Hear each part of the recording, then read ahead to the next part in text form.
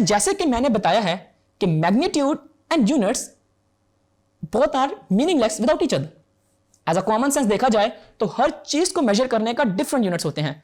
Like अगर आपने time को मेजर करना है तो it would be measured in seconds और minutes, while in the case of length we use meters or kilometers as a unit of it, but units vary होते हैं size के हिसाब से। like if you want to measure the mass of this pen you may use gram as a unit, while अगर एक large object like loaded containers के mass को measure किया जाए तो we use tons as their unit। and literally जब units के variation की बात हो तो किसी भी practical problem को solve करते हुए calculations में हमें कुछ problem face करना पड़ती हैं, और इसके अलावा डिफरेंट कंट्रीज में डिफरेंट यूनिट्स यूज होने की वजह से साइंटिफिक एंड टेक्निकल इंफॉर्मेशन को शेयर करने में साइंटिस्ट को प्रॉब्लम फेस करना पड़ती थी।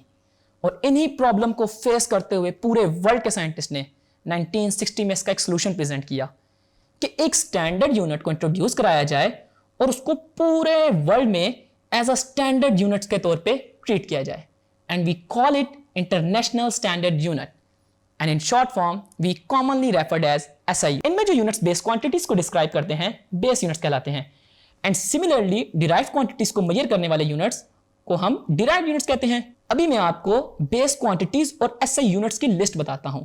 लाइक लेंथ के लिए metre, mass kilogram, time seconds, amount of substance mole, intensity of light candela, temperature के लिए केल्विन, और इलेक्ट्रिक करंट के लिए हम एम्पेयर्स को यूज करते हैं।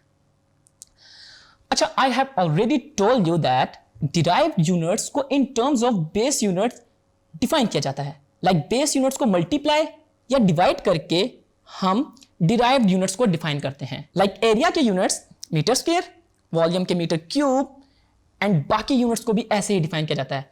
फॉर एग्जांपल स्पीड को डिफाइन किया जाता है distance covered in a unit time, तो इसके यूनिट्स भी मीटर पर सेकेंड्स होते हैं। और इसी तरह फोर्स, प्रेशर या किसी भी डिराइव्ड क्वांटिटी के यूनिट्स को with the help of base unit define करते हैं।